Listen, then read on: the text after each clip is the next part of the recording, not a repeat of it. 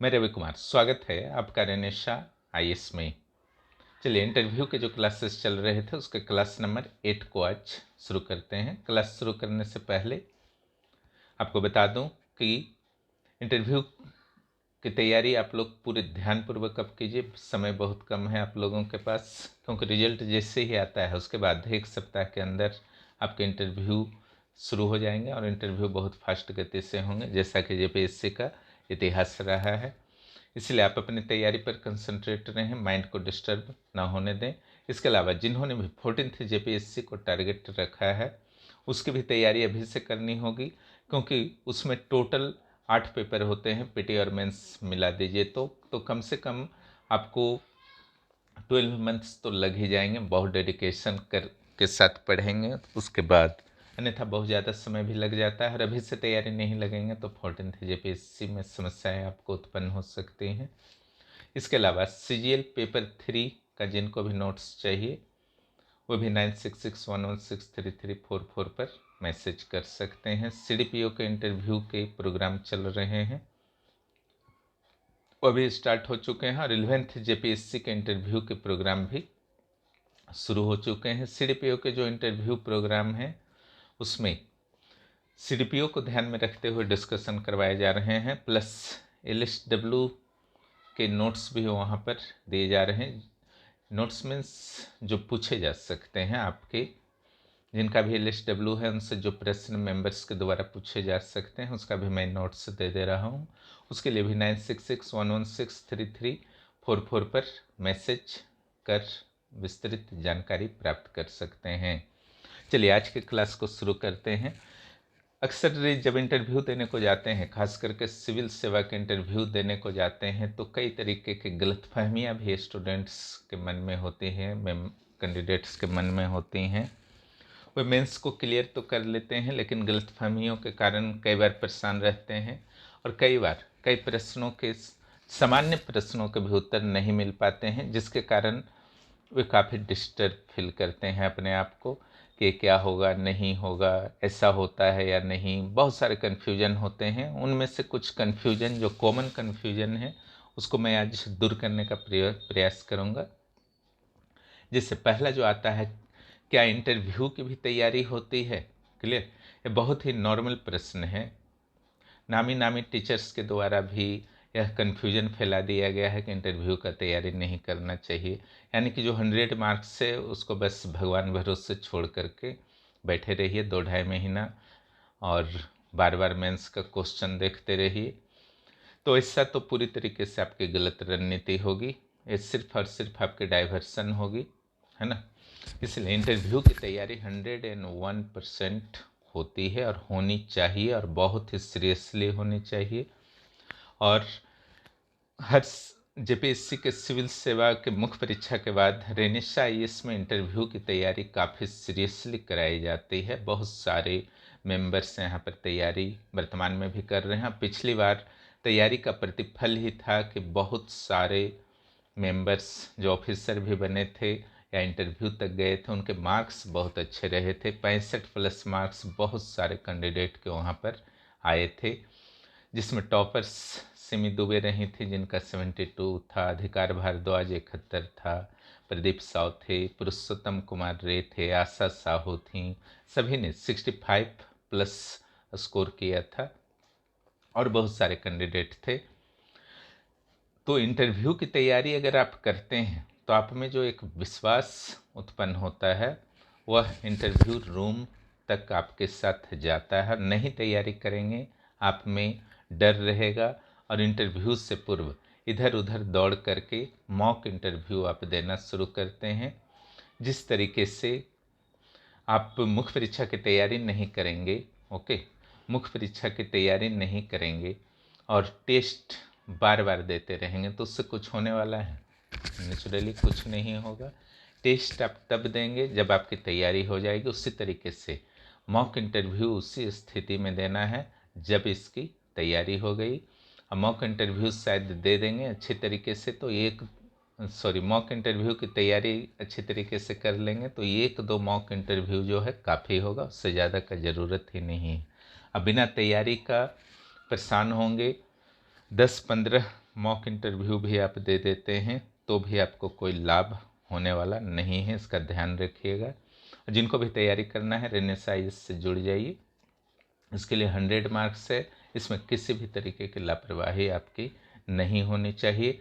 इसमें कम मार्क्स अगर आपका आता है तो फाइनल लिस्ट से आपको बाहर होना पड़ सकता है अथवा ख़राब रैंक हो सकते हैं, और इसमें अच्छे मार्क्स आते हैं तो आप फाइनल लिस्ट में भी अपना स्थान बना सकते हैं। अंतिम समय में भी अगर मुख्य परीक्षा में कुछ भी थोड़ी बहुत गड़बड़ी हुई है तो उसको भी यह मैनेज करता है। रेनेसा आईएएस में इंटरव्यू की तैयारी किस प्रकार कराए जाते हैं, इस संदर्भ में जानकारी दी गई है। यहाँ पर देखिए, इंटरव्यू की तैयारी बहुत ही प्रॉपर वे में होती है। हर वर्ष सिविल सेवा, जब झारखंड सिविल सेवा समाप्त हो जाते हैं मुख्य परीक्षा, तो यहाँ पर तैयारी शुरू हो जाती है। और यह जेपीएससी पर संकेंद्रित रहने वाला एक संस्थान है, सिविल सेवा पर संकेंद्रित रहने वाला एक संस्थान है। अन्य एग्जाम्स पर यहाँ पर फोकस नहीं किया जाता है। एग्ज़ाम जब भी हो यहाँ लगातार टेस्ट, आंसर राइटिंग चलते रहते हैं। यहाँ आपको नोट्स दिए जाएंगे इंटरव्यू के लिए क्वेश्चन आंसर फॉर्म में, और जो भी संभावित पूछे जा सकते हैं। आपको बायोडाटा के फॉर्मेट दिए जाएंगे, और बायोडाटा के संदर्भ में अगर किसी तरीके की दिक्कत आ रही है तो उसमें हेल्प भी किया जाता है कि क्या प्रश्न बन सकता है। उसके अलावा यहाँ पर लाइव क्लास भी होते हैं, हर दिन होते हैं जब तक कि आपका इंटरव्यू ना हो जाए। और जब आपके रिजल्ट आ जाएंगे मुख्य परीक्षा के, तो आपके ऑनलाइन और ऑफलाइन इंटरव्यू भी यहाँ पर उपलब्ध कराए जाते हैं, मॉक इंटरव्यू। चूँकि आपकी तैयारी बहुत बेहतर तरीके से हर दिन हो चुकी रहती है, इसलिए मॉक इंटरव्यू के दौरान 1-2 इंटरव्यू में आप पूरी तरीके से अपने आप को कॉन्फिडेंट फील करने लगते हैं, और बाहर से आपको कोई भी मटेरियल की ज़रूरत फिर नहीं पड़ेगी, है ना। यहाँ के मटेरियल्स आपके इंटरव्यू की तैयारी के लिए पर्याप्त होंगे। और जो मॉक इंटरव्यू होगा अधिकारियों के टीम के साथ मैं भी रहूँगा, सोनी मैम भी रहेंगी, ठीक है। यानी कि पूरी व्यवस्था है। और मॉक इंटरव्यू के दौरान भी जो यहाँ के मेंबर्स हैं उनको प्राथमिकता पूरी तरीके से दी जाती है। हमारी प्राथमिकता में वो ही रहते हैं, क्योंकि उनको पूरी तरीके से हमारे द्वारा भी मेहनत करके उनको तैयार किया गया है, इसलिए उनकी आवश्यकता को मॉक इंटरव्यू के दौरान पूरी तरीके से रेनेसा आईएएस के द्वारा ध्यान रखा जाता है। एक प्रश्न उठता है, ड्रेस कैसा होना चाहिए। ड्रेस जैसा कि आप देखते हैं कि बाकी लोग पहनते हैं, लगभग उसी तरीके का होना चाहिए, आपके पर्सनैलिटी में पूरी तरीके से सेट कर जाए।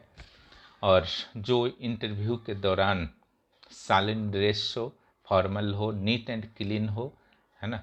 बहुत महंगा होना कोई ज़रूरी नहीं है, उसको दिमाग से निकाल दीजिए। आपके ड्रेस देखने को इंटरव्यू बोर्ड के मेंबर नहीं बैठे हुए हैं, लेकिन हाँ साफ़ सुथरा होना चाहिए और सालिन ड्रेस होना चाहिए। कलर आप चुन सकते हैं, हल्के कलर चुन सकते हैं, पुरुष और महिला अपने अनुसार। जूते पॉलिश्ड होने चाहिए। ड्रेस फॉर्मल होना चाहिए, सूट पैंट, ब्लेजर, टाई इत्यादि। आप अगर नॉर्मल फील करते हैं तो जो प्रयोग कर सकते हैं, टाई प्रयोग कर सकते हैं, थोड़ा सा अच्छा प्रभाव जाता है, कोई दिक्कत नहीं है। नहीं भी करते हैं तो दिक्कत नहीं है, लेकिन आप प्रयोग कर लेंगे, कोशिश कीजिएगा तो हो जाएगा, कोई बहुत बड़ा मैटर नहीं है। महिलाएं भी ज्वेलरी कम से कम प्रयोग करें, और जो नॉर्मल चीज़ ध्यान रखना है उन चीज़ों को आप ध्यान रखेंगे, है ना। ड्रेस कैसा चलता है, किसी भी इंटरव्यू देने वाले के पिक को आप देख सकते हैं। यूपीएससी जेपीएससी में जो इंटरव्यू देते हैं उनके बहुत सारे फ़ोटो वगैरह और या यूट्यूब पर उपलब्ध हैं, उनको देख लीजिए, उनमें से किसी भी कलर को आप सिलेक्ट कर सकते हैं। आयोग कार्यालय कब पहुंचना चाहिए। आपको जब भी इंटरव्यू कॉल लेटर प्राप्त होगा तो उसमें टाइम मेंशन रहेगा, लेकिन उस टाइम पर मत जाइए, है ना, क्योंकि हो सकता है ट्रैफिक जाम में फंस जाएं, मेंटली डिस्टर्ब हो सकते हैं। तो आप कम से कम आधा घंटा पहले, और हो सके तो 1 घंटा पहले भी पहुंच करके वहां पर तैयार रहिए, कोई दिक्कत नहीं है। क्लियर। पहले ही से ही आप वहाँ पर रहिए आयोग के कार्यालय के बाहर। जब अंदर इन कराया जाएगा तो अपने डॉक्यूमेंट्स को दिखा करके आप इन कर सकते हैं। डॉक्यूमेंट में क्या क्या ले जाना है, देखिए, इंटरव्यू कॉल लेटर को आप ध्यान से पढ़ेंगे और जो जो डिटेल्स रहेंगे आपके आईडी कार्ड प्लस अन्य डॉक्यूमेंट, मूल सर्टिफिकेट, फ़ोटो वगैरह, हर चीज़ को आपको ले जाना है, यानी कि उसको ध्यान से रख करके एक चेकलिस्ट बना लेंगे, है ना। चेकलिस्ट बना लीजिए और उसके अनुसार आपको ले जाना है। एक प्रश्न जो और दिमाग में रहता है, करेंट अफेयर्स में क्या क्या पढ़ें। तो देखिए, झारखंड नेशनल इंटरनेशनल सामाजिक मुद्दे और झारखंड के समान ज्ञान और समान मुद्दे, ये सारा पढ़ना है। इसके अलावा झारखंड के हाल फिलहाल की योजनाओं को भी आपको पढ़ना है। और बहुत ज़्यादा कन्फ्यूजन यहाँ पर हो रहा है। देखिए, सारा का सारा करेंट यहाँ नहीं पढ़ना है जैसे पीटी मेंस में पढ़ते हैं। पीटी में यहाँ कुछ इंटरव्यू के दृष्टिकोण से महत्वपूर्ण करेंट अफेयर्स को पढ़ना है। ज़्यादा कन्फ्यूजन होगा जिनको भी रेनेसाई इसको ज्वाइन कर लीजिएगा, वहाँ भरपूर नोट्स उपलब्ध है और रेगुलर दिए जा रहे हैं। उसमें भी आपको सप्ताह 10 दिन फिनिश करने में समय लगेंगे, इसलिए इंतज़ार मत कीजिए। खुद तैयारी कर रहे हैं तो कीजिए, हमारे द्वारा डायरेक्शन यूट्यूब के माध्यम से समय समय पर दिया ही जाता है निःशुल्क। लेकिन अगर खुद में दिक्कत आ रही है तो पेड कोर्स को ज्वाइन कर लीजिए। कितने महीनों का करेंट पढ़ें, तो समान रूप से 2 महीनों का ठीक ठाक रहता है, लेकिन पुराने करेंट अफेयर्स में भी जिनकी प्रासंगिकता बनी हुई है उसको थोड़ा ध्यान में रखना है। क्या ऑनर्स पेपर में क्या किया जाए, बहुत सारे में कैंडिडेट्स की शिकायत होती है कि ऑनर्स पेपर तो जो भी था वो तो सारा भूल चुके हैं। अब उनसे पूछ दिया जाता है मेंबर्स के द्वारा तो बहुत समस्या उत्पन्न हो जाती है रूम में। देखिए, वहाँ पर समझ लीजिए कि ऑनर्स पेपर 2 तरह के ऑनर्स पेपर आपके हो सकते हैं। एक जो जेपीएससी सिलेबस में है, इकोनॉमिक्स हो गया, पॉलिटी हो गया, या साइंस सेक्शन हो गया, या हिस्ट्री हो गया, ज्योग्राफी हो गया। और दूसरा जो है सिलेबस से कोई लेना देना मुख्य परीक्षा का नहीं है। तीसरा एक फैक्टर ये भी होता है कि ऑनर्स पेपर आपने जो भी किया है उससे रिलेटेड अभी वर्क आप नहीं कर रहे हैं, कुछ और वर्क कर रहे हैं। तीसरा ये भी प्रॉब्लम होता है कि एक लंबा गैपिंग आपका हो चुका है 10-15 साल का, 5-6 साल का, और उसको फिर आपने कभी पढ़ा ही नहीं। तो भी मेंबर्स आपके ऑनर्स पेपर से ऊपरी स्तर के, है ना, ऊपरी स्तर के कुछ प्रश्न पूछ सकते हैं। अगर आप जानते हैं तो निश्चित रूप से आप बता दीजिए। और ऑनर्स पेपर की तैयारी के संदर्भ में जहाँ तक बात है, तो हल्की फुल्की कुछ सिद्धांत को या कुछ उसके बेसिक चीज़ को आप देख कर जरूर जाइए। उसके बावजूद मान लीजिए कि कोई मेंबर ऐसे हैं जो आपके ऑनर्स पेपर्स में पारंगत हैं और आपका ऑनर्स पेपर तो डीप में जाने का कोशिश करेंगे, और आपको अगर जानकारी नहीं है तो सॉरी नामक अस्त्र का प्रयोग कीजिए आराम से, है ना। उनको बता दीजिए कि एक लंबा गैपिंग हो चुका है सर, क्षमा चाहता हूँ, मुझसे नहीं, मुझे भी मैं रिकॉल नहीं कर पा रहा हूँ, है ना। आप आराम से बोल सकते हैं, कोई नेगेटिव नहीं जाएगा, मत टेंशन लीजिए, कोई नेगेटिव नहीं जाएगा, प्रश्न अपने आप शिफ्ट हो जाएगा। उनका जो इच्छा था कि बहुत सारा पूछें, तो अपने आप को कंट्रोल कर लेंगे वह मेंबर, आपको कोई नुकसान नहीं होगा। गलत मत बोलिए, अंदाजे नहीं बोलिए, है ना। अगला प्रश्न जो है, क्या सिचुएशनल प्रश्न में सॉरी बोला जा सकता है। सिचुएशनल प्रश्न किस आधारित कुछ प्रश्न होते हैं कि अगर आप यहाँ के वीडियो होते, यहाँ के डीएसपी होते तो क्या करते। कुछ कंडीशन दिया जाता है, आप शिक्षा अधिकारी होते, आप जेआरएस होते तो क्या करते, कुछ कंडीशन से दिया जाता है। ऐसी स्थिति में क्या सॉरी बोलना उचित है, यह भी प्रश्न बहुत सारे कैंडिडेट के दिमाग में रहता है। मेरा जवाब है कि नहीं, ये गलत है ना। क्योंकि कुछ केस दिए जाएंगे तो आपकी कुछ ना कुछ तो आईक्यू लेवल होती ही है सिविल सेवा मेंस से देने के बाद। जो आपको लगता है उस सिचुएशन के अनुसार वो आपको निश्चित रूप से बताना चाहिए। सैकड़ों सिचुएशनल प्रश्न के प्रैक्टिस इंटरव्यू क्लास के दौरान करवाए जा रहे हैं। जिनको भी सिचुएशनल प्रश्न से संबंधित प्रॉब्लम्स आ रहे हैं, निश्चित रूप से आप रेनेसा आईएएस को ज्वाइन कर लीजिए। क्लियर, वहाँ पर क्वेश्चन और उत्तर दोनों मिल जाएंगे आपको। और कुछ मैंने वीडियो में भी दिया है, फ्री में भी उपलब्ध है यूट्यूब पर, उसको भी देख सकते हैं। सिचुएशनल प्रश्न हो या फिर कुछ विवादित मुद्दा उठाया जाता है ना, विवादित मुद्दा उठाया जाता है, हिंदू मुस्लिम से रिलेटेड मुद्दा उठाया जा सकता है, आदिवासी गैर आदिवासी से रिलेटेड मुद्दा उठाया जा सकता है। अब इस सब में चुप रहेंगे तो नहीं चलेगा।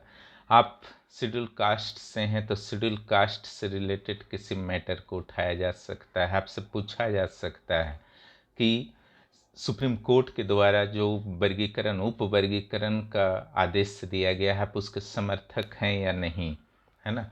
इस तरीके से प्रश्न, यानी कि ये सब विवादित बिंदु हैं, आपको वहाँ पर परेशान नहीं होना है, हर चीज़ को यहाँ पर सिखा दिया जाएगा, चिंता नहीं कीजिए। किस तरीके से बोलना है, डिप्लोमेटिक अंदाज में बोलना है। आप सिविल सेवक बनने जा रहे हैं, किसी भी प्रश्न और किसी भी समस्या का सॉल्व आप नहीं करेंगे तो कौन करेगा। आप ही के भरोसे तो पूरा देश है, ठीक है। पूरा देश, पूरा राज्य जब भी कोई समस्या उत्पन्न होता है तब आपकी ओर देखता है, और आप भी हाथ उठा देंगे तो देश खतरे में, राज्य खतरे में पड़ जाएगा। इस चीज़ को समझिए। इसलिए किसी भी प्रश्न में नर्वस नहीं होना है, इसलिए ज़रूरी है कि पहले से आप तैयारी करके जाइए, यह बहुत ही आवश्यक होता है। क्लियर। चलिए, अगला जो कन्फ्यूजन रहता है इंटरव्यू फेस करने वाले कैंडिडेट्स के, बॉडी लैंग्वेज क्या होता है। अक्सर बॉडी लैंग्वेज की बहुत बात की जाती है कि बॉडी लैंग्वेज क्या है ना।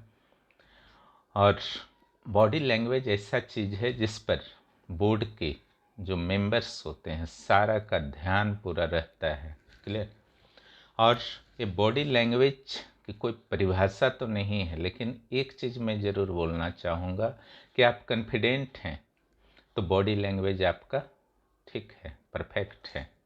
कैसे परफेक्ट हो जाएगा मैटर छोड़िए, अभी बाद में बात करते हैं। आप में नर्वसनेस है तो बॉडी लैंग्वेज आपका गड़बड़ है, ओके, अपने आप गड़बड़ हो जाता है।